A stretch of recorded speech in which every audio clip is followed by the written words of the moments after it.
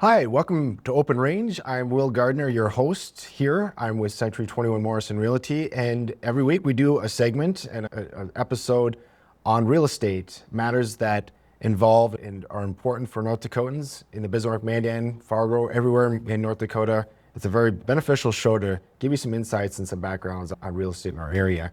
And today I brought in Trisha Schlosser. She's graciously allowed us to have her on the show here to get more insights from her. Trisha, welcome to the show. Thank you for having me.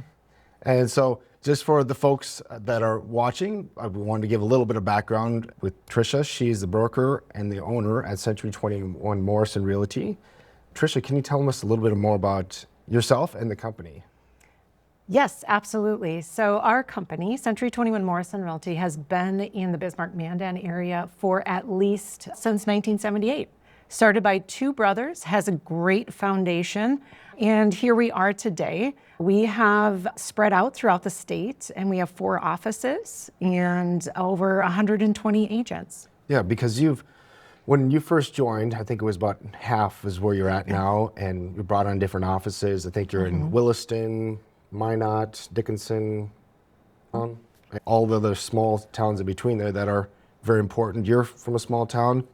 Absolutely. I'm from a small town, Glen Yes, Yeah. Glen Olin. Yeah. And we love the rural North Dakota areas. We do service the 2/3 of the western part of the state. And so we have our major hubs are in the Minot, Jamestown, Dickinson, of course, Bismarck, Mandan area. But we also have satellite offices in Hazen, Glen Olin, Bowman. So we do really, our agents travel all over the state and service many different kinds of clients, everything from commercial and residential obviously is our bread and butter, but we do a lot of land as well. So the transition, obviously the growth has been pretty substantial, not just in size here in Bismarck, Mandan, but also throughout the state. Can you tell us a little bit about what's attracted agents to want to join Century 21? I know that I'm one. I could probably speak for a little bit on that, but I want to hear first your thoughts on what you felt has been your success.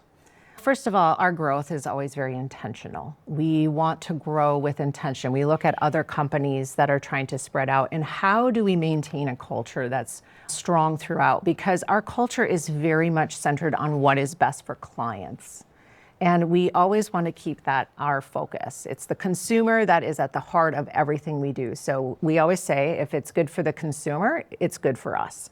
So we pride ourselves on being a turnkey business for agents because every agent is an independent contractor. And so they are coming in and they have to have their own business under our umbrella.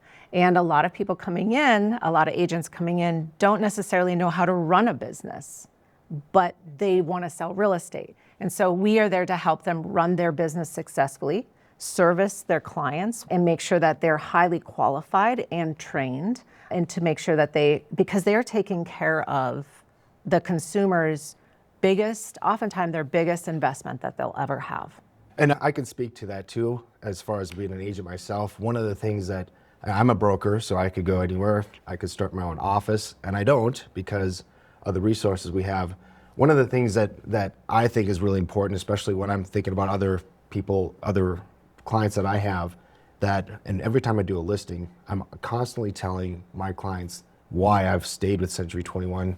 And so one of those things is all the websites that we submit to and that sort of thing. It's exposure that's so important and getting that exposure out. And so Trisha, you were Realtor of the Year. What was that, a couple years ago? A couple years ago. So you practiced yourself too. One of the things that I wanted to pick your brain to on is, and we'll probably get into this a little bit more in the next segment, is going to be 1031 exchanges. And one of the things that's important to me as a realtor is that it's not just important that we help you find a place to live and to grow your business, but also look at it as an investment whenever you're looking for residential property. I love that combination of it's a security, place for security, place for enjoyment, but also a place for investment. And one of the things that's necessary for investment to work is to make sure your taxes are fair, right? That they're minimized. Can you tell us a little bit about how 1031 exchanges do that and what they are? Absolutely. And before I even jump into 1031 exchanges, I just want to talk a little bit about what you alluded to in real estate. Real estate is the #1 pathway to get to wealth in the United States. It is the basis of a strong middle class. And we do truly believe in investing in real estate. I believe it's Mark Twain who said, buy land, they're not making it anymore. When we look at investments, even if it's your primary home, your vacation home, maybe it's an investment, which we'll talk about with a 1031 exchange or rental property, this is a pathway to wealth and to diversify your portfolio so that it's not just stocks and bonds. It is also a real estate, which is historically a very steady, strong investment. Oh, absolutely. I love the fact that it's dual purpose, as opposed to you put your money in the stock market, you put your money into gold, all those things. Not to say that none of those have their place, and that's great, but we need to have the ability to diversify, and again, that you can have a dual purpose for that. You can't live in a stock portfolio, right? You can't, but you can with real estate. The other thing too is if you're a landlord and you're providing apartments and rental spaces for people, you're providing a service. It's something that people need. We're providing a place to live. And if you're a good landlord, that's a very rewarding feeling that you're helping a family that maybe not be able to afford to buy a house now, a place to live. Absolutely. And we need rental properties. When we talk about who are the main owners of rental properties, about 90% of them in the United States are mom and pop. Those are small owners that are owning under 10 units. And so that is most often, that is the middle class. And that's when we get into 1031 exchanges, that's who uses the 1031 exchanges. So it is definitely a great tool when you're looking at investing. Yeah. When you first start looking at investing, of course, you're going to want to talk to your lender, but normally you're looking anywhere from 20 to 30% down. I know sometimes I was one of those who bought my first duplex as my first home. And I got into it with an FHA loan with minimum percent down, and then somebody helped us pay the mortgage every month. So when we talk about even first-time home buyers who are struggling with affordability, this could be an excellent opportunity for them not only to get into a home, but then eventually have their own rental property. So, and you did that yourself, if I recall. You've actually owned and then you moved on and you kept the rental property even though you did move to your quote unquote your forever home. I never really know if that's if there really is a forever home, but your home that you raised your children, and so that's pretty cool. I wanted to just tease the audience into holding on to the next segment because we're going to get into some of the details of what the 1031 exchange looks like. I was hoping if we could, Mr. Producer, if we could put on the screen our first listing here, and I wanted to give show a few different properties here and just showcase a few of these throughout the program here. And then we'll get back into so this one is on Bristol Drive. Thank you for Andrew and Jessica for allowing us to showcase this. And we like to showcase homes that are just listed on the market. So these are fresh out of the oven. This is what we call our hot sheets. This is the front and the side here. And you can tell one thing I love, and we're gonna go through a few of these things. Just gonna point out this property. I've been to this property. It's beautiful. That deck, very unique deck. This is a corner property. So one thing I love about corner properties is you can have that garage coming in the side or from the front. So you have multiple angles to your property. And then this photo here, I love the sunroom. That was what I was wanting to point out, is that in North Dakota, when 6 months out of the year, it's just freezing out. It's great. And then I am a real sucker for the dark cabinets. I've taken a lot of buyers on tours and I've gotten a lot of feedback, and I like how it's light and open, yet you have the dark cabinets there. And then this is inside the sunroom here. Large open spaces, great family gatherings you could have here. Love this listing. This is one of our Century 21 listings. So. Absolutely. And it's in a great rural area. Yes, North Bismarck. East Bismarck. Yeah, that's a great neighborhood out there. And so I think it'll go pretty quick. Yeah, there it is on there. So just a little north of old Highway 10, and just close enough to be able to commute. Absolutely. And yet you're a little farther away from being able to have too many people around you. Yeah, properties like that, I think you have. I have a similar property, and I know that the attraction to that type of property is that you feel like you're in the country because you're on 2 or 3 acres. I'm not sure exactly what the acreage is on that one, but when you feel like you're on 2 to 3 acres and it's well treed, you feel like you have some seclusion from your neighbors, yet you are minutes from town.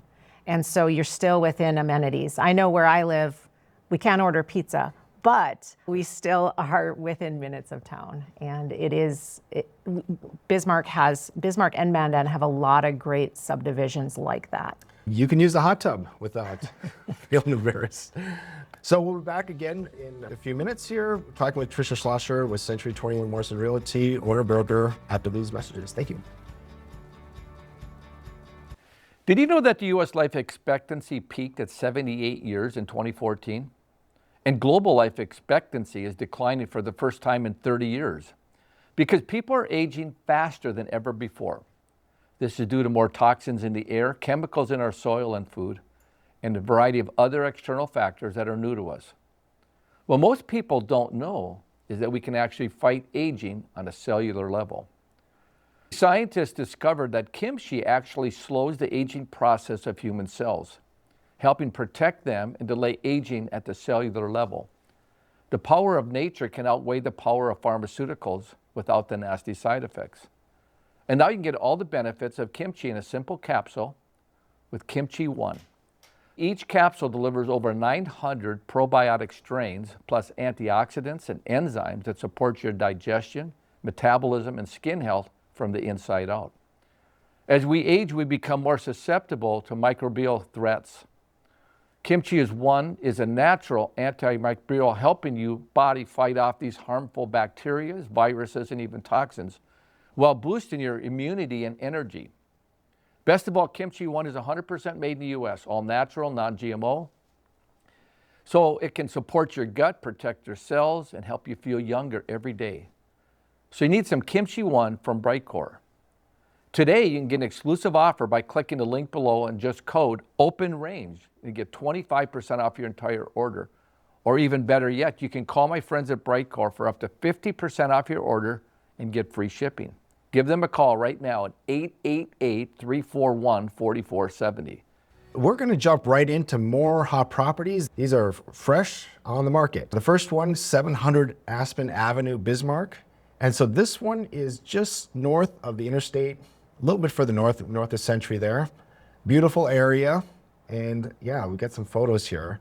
You can see, Trish, you comment away if you like. I love the bushes, the hedges, how they're trimmed. This is a fantastic home. It has almost 7,000 square feet. It has a room for everything. And that view off the back, it is simply amazing. The windows in this home obviously are taking advantage of the view. When you pull up to this home, you have no idea that all of that is in the back.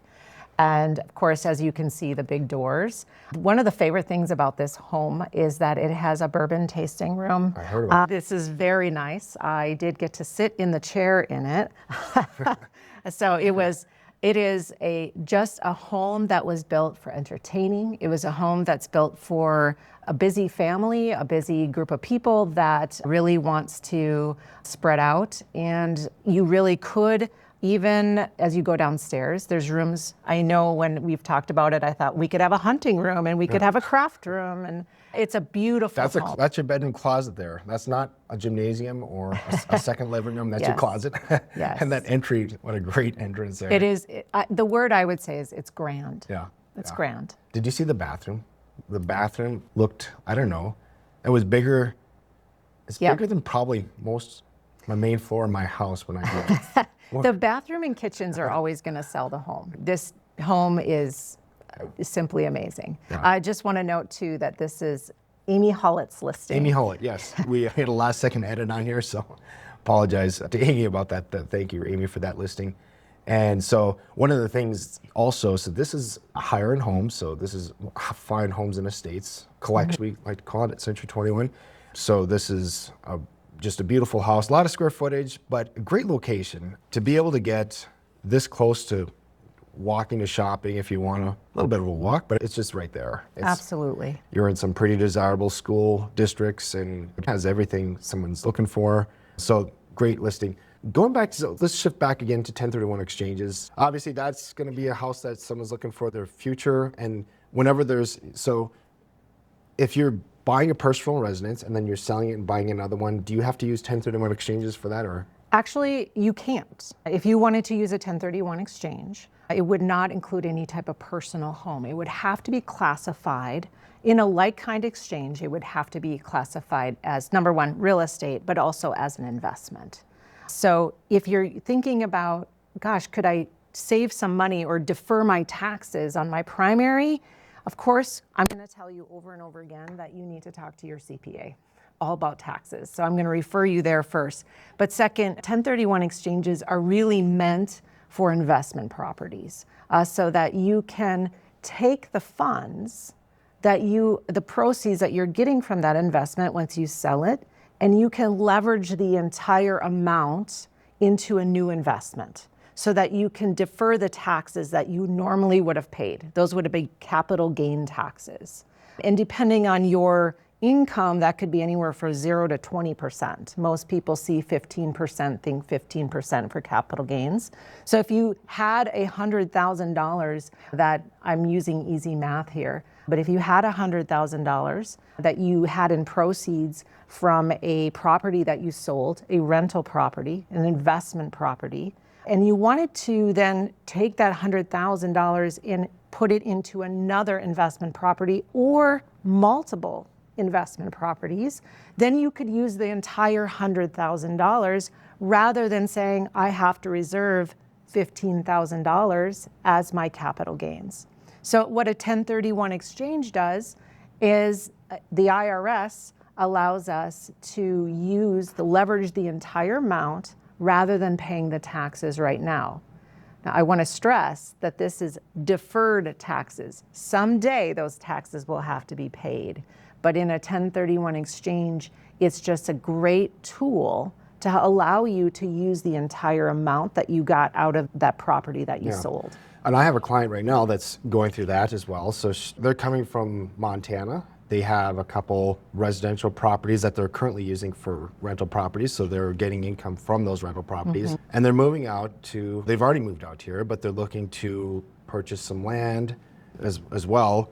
They would like to someday build on it potentially, but we talked a little bit about this example, Trisha, before in the meeting, before today, and we talked about how that can be used, even though you're going from, it has to be like kind transfer. You can't go from one type to a different type. So to just define like kind a little bit more would be, it doesn't have to be the same, but it does have to be real estate, and it does have to be income producing. And so, again, talking to your CPA about what those are, there's guidelines. Some people might say, I am going to build on this in the future, but right now I'm buying it as farmland and I'm renting it out. So they could sell their rentals in Montana and come and buy land here, not the same type of real estate, but still real estate. And they could, as long as they are having income on that real estate, it would be considered a like kind. Now, so there's different. If you wanted to invest in a business, then you would also have limitations, because I believe it was 2018 that like-kind exchanges became very much focused on real estate and not on businesses or equipment or artwork, any of that. And the other thing that's important is that it also, when you purchase a different property, it should be more than the value. You don't have to, right? But to achieve the best benefit, you'd want to buy a property that exceeds the value of the property's value that you're selling. Is that correct? Hypothetically, that's the most ideal. You're trying to, and you can identify up to 3 properties. So it doesn't have to just be necessarily, I'm going from a duplex to a 4-plex. There are limitations, and again, you should talk to your CPA about that. And I believe some of it is if it's beyond 200% of the value, that it may not qualify. Again, there's some limitations, but for the most part, people are using it in order to maybe diversify their portfolio. I could even go from a 4-plex And I'm just using for just what we normally see in our 1031 exchange world. You could even have a commercial building that you are doing a 1031 exchange with, and you could be buying multiple rental properties, maybe an apartment building, and then maybe a single family home that you are planning to lease out. So with all the asterisks and cover our butts, all this, talk to your CPA, with all that said, the promise is that if you do a 1031 exchange, that you would come out of it without paying any tax at all, right? Is it zero? Is that your understanding? Obviously talk to your CPA, but... Yes, as long as there's no what we call a boot. A boot. So a boot would be if, let's say, I use some of the funds and I put them into a new property and then I had some left over. That leftover amount is the boot, and that would be subject to capital gains. And then the property can continue to increase in value over the years, and so your investment continues to grow. Absolutely. There are some other rules too, Trisha, you're a rules person. That's why I like working with Century 21 and Trisha, because I'm not an encyclopedia I have a lot of experience, but when it comes to, that's where your specialty. So I know there are some rules. I know you talked about identifying property ahead of time. And then there's also, so you have to close within a certain window of time as well. Absolutely. And 1031 exchange is a fantastic tool, but it's very unforgiving if you mess up at all. Where you need a good real estate agent is to make sure that you are falling within those timelines, the first timeline, and it starts from the day that the property that you are trying to exchange, that first property, the original property that you're selling, that closes. And at that point, then you have a 45-day window. And you have to identify properties that you possibly want to purchase within that timeline. So you have 45 days, and that does include weekends. You have 45 days to close on it, 45 days to identify.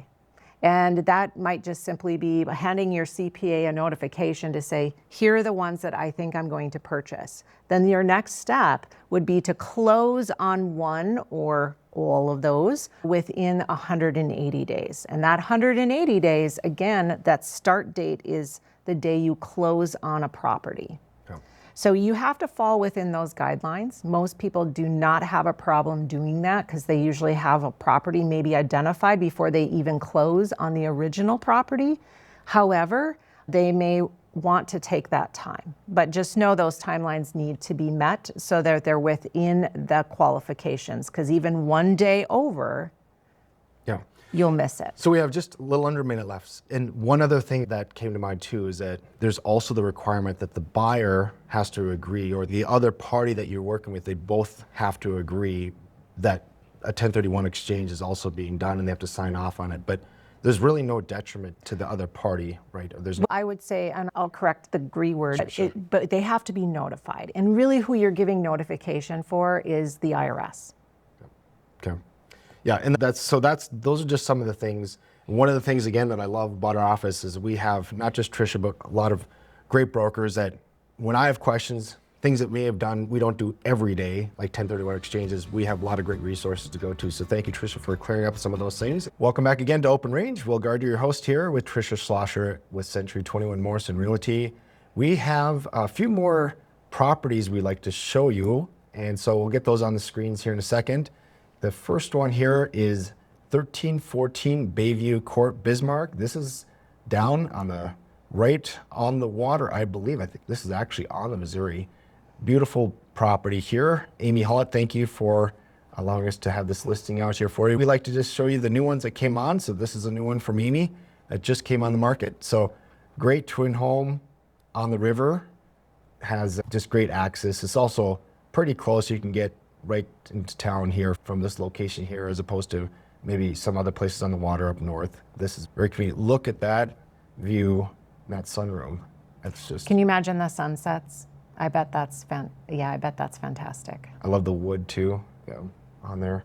This one is $645,000. So to be on the water for that kind of price is actually pretty sweet. And sometimes on a twin home, people think I'm sharing it, but it looked like it had a very nice party wall there Yes. that made it private for each side. And this is from the back side here, looking at, I love the drone footage. It just gives you insights into properties. Look at all those little perches there to to watch and to see. Deck off the top, that is amazing. The privacy there, like you mentioned there, then you get the access right down into the walk down to get close to the water. I'm not on the water myself. I don't know if it was just the 7 kids. I don't know.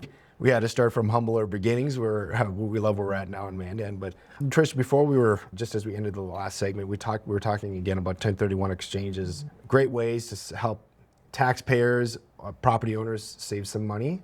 And you had mentioned that there was one other thing you wanted to mention about the 1031 exchanges. When you're doing a 1031 exchange, and again, that's a like-kind investment, so we're talking investment properties, you're going to want a good qualified intermediary. One of the rules within 1031 exchanges, the IRS requires, is that you as that person who's exchanging, or you as the entity that is exchanging the property, is not touching that money. And so you're going to want a qualified intermediary. Now, most of the exchanges that we deal with are like kind. There are reverse exchanges, there's different kinds of exchanges. So if you're doing a like kind exchange, which is the most common, which is selling one property to buy a larger one or maybe multiple, you're going to want that good qualified intermediary because they keep you on track, not only with timelines, making sure that there's disclosure, but also they're holding that money and making sure that the money is handled in the appropriate way as per the IRS guidelines so that you don't mistakenly somehow get that money into your hands and now you're completely disqualified. So normally it's our title companies that do that. Sometimes an attorney will do that. If you have an attorney, make sure that they're accustomed to doing 1031 exchanges and acting as a qualified intermediary. But I know our title companies are typically the ones that are used and are very good about it. So you get some visibility that I don't get as an agent. You get to see all the contracts coming through. And so you get to a lot more of a pulse on the market. And I get questions a lot of times about, for me, Will, how's the market? But I always like to get your insights on that. And I'd like to first, maybe in the scope of just the 1031 exchange, how many you typically see. But then I'm interested in what you're seeing on a broader level of our current market, where we're at. 1031 exchanges, because it is dealing with investment properties, and yes, we do commercial as well in our real estate. 1 to 4 unit residentials is where we usually see it, and it's not as often, but when we do come across it, our agents need to know how to handle it. They need to know where to disclose it on the listing agreement, on the MLS, and then make sure that they're putting it in a contract, whether that's being subject to that 1031 happening, or if it's, in other words, a contingency, or if it's simply a notification that it is happening. And that, again, that notification is there for the IRS to make sure that this was intention, because behind every 1031 exchange, what the IRS wants to see is it wasn't just something haphazardly that happened last minute, it was an intention from the very beginning. So we as agents, we need to know how to handle that on contracts. So if they were ever audited, our clients were ever audited by the IRS, they could see all the way through that it was very intentional. And I was just part of a 1031 exchange myself. Let's see, we closed last week on that one, and that one went really smooth. Something, in my case, I was representing the seller, and the buyer that was coming was doing the 1031 exchange. But a lot of that heavy lifting is done with the intermediary, but we need to make sure that for our clients that we're always aware that we're asking the questions. Have you considered doing a 1031 exchange? Because prompting some of those questions could save you tens of thousands of dollars depending on that. Again, the reason why we're, as agents, looking out for your best interest and trying to make sure that we're maximizing the value that your investment can bring you. Trish, can you tell us a little bit about just the market in Bismarck, Mandan, and of course the rest of the state pretty well too? What are you seeing in terms of activity? Are we in a buyer's market, seller's market? I have my own opinions, but I'd like to hear yours. I think you got more visibility than me, so I'd be curious to hear. That's always a complicated question. So when you ask an agent, a realtor, how's the market?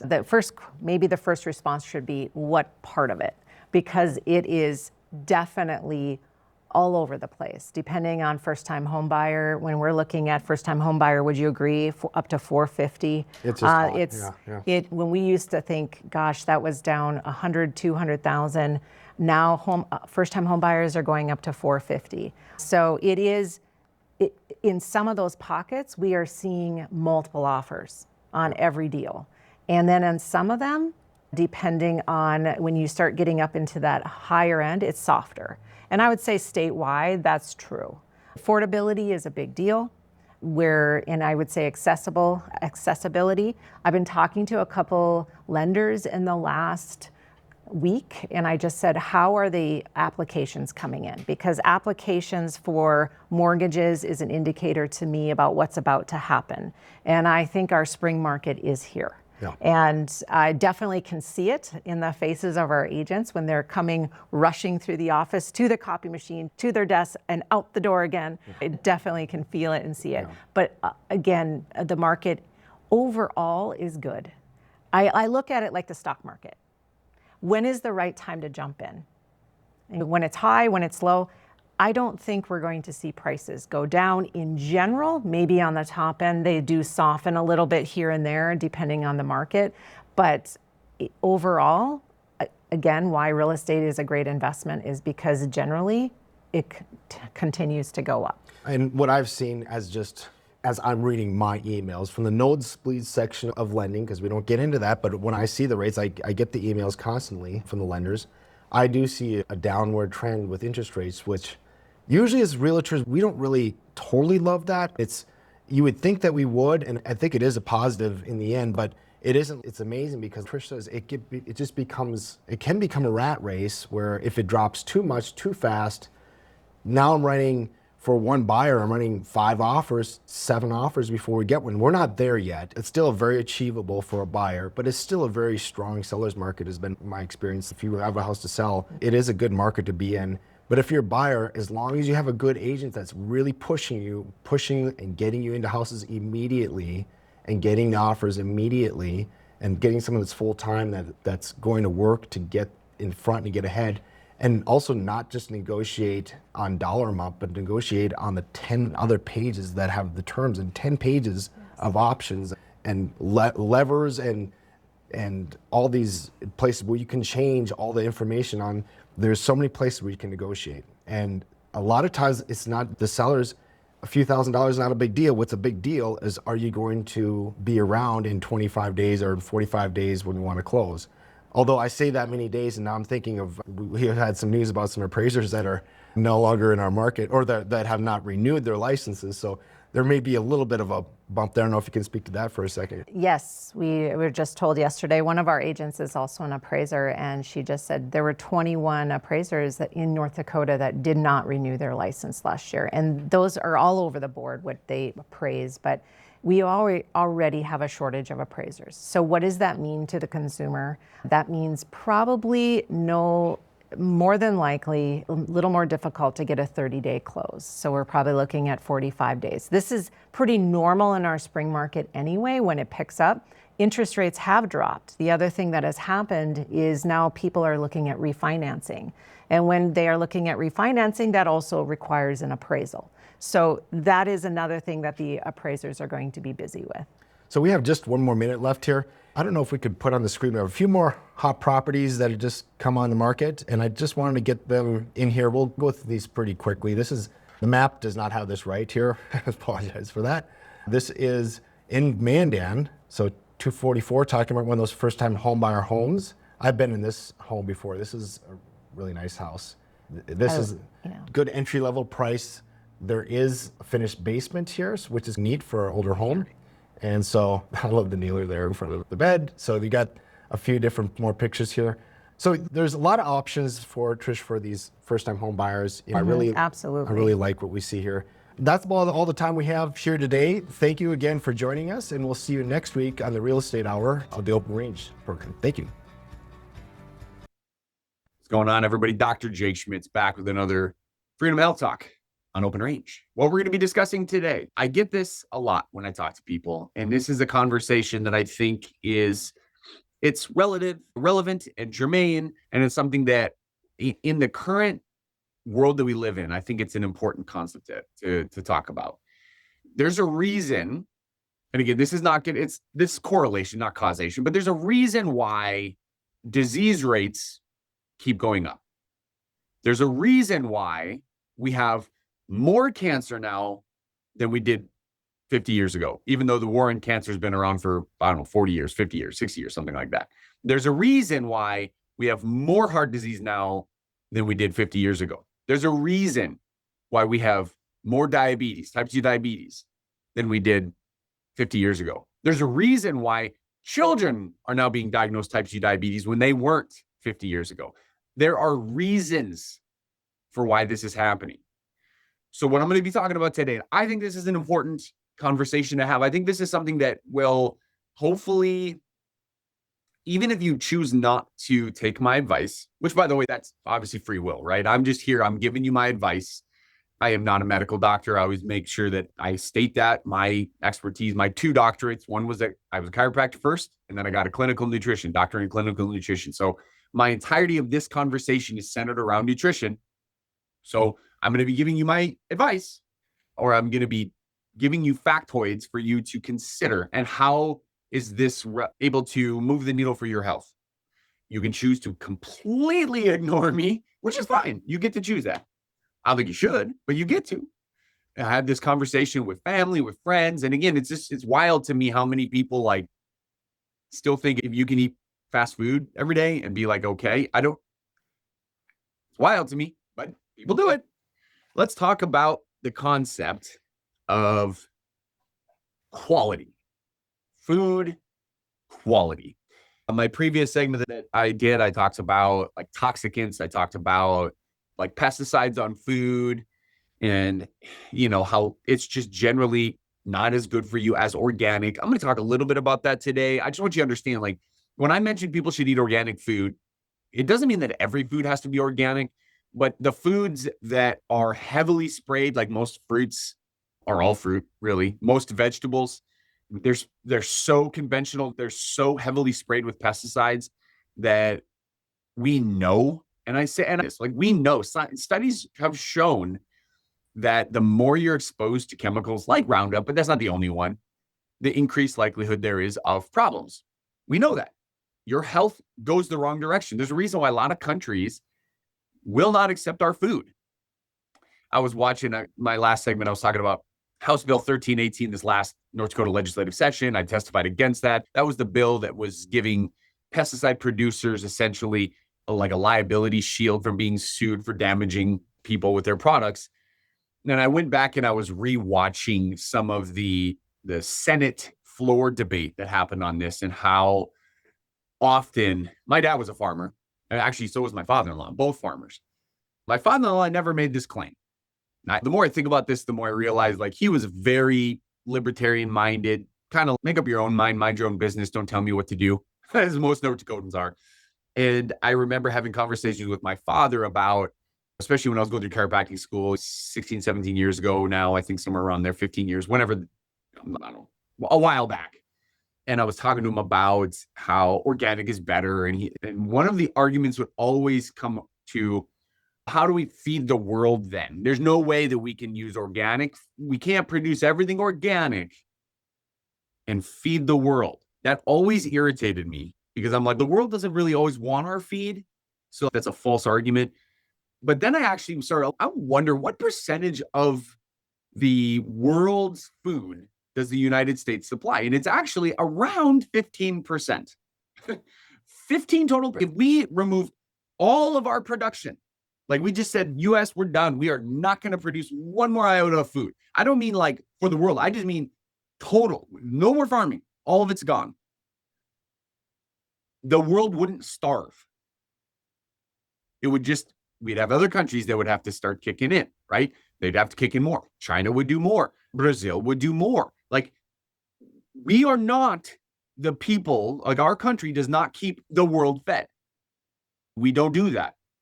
Our number one producer, our number one agricultural product is corn. 70 to 75% of that doesn't go towards food. I guess you can make an argument since 40% of it goes to feed cattle, which by the way, they don't thrive on corn. It makes cows diseased. They get fatter.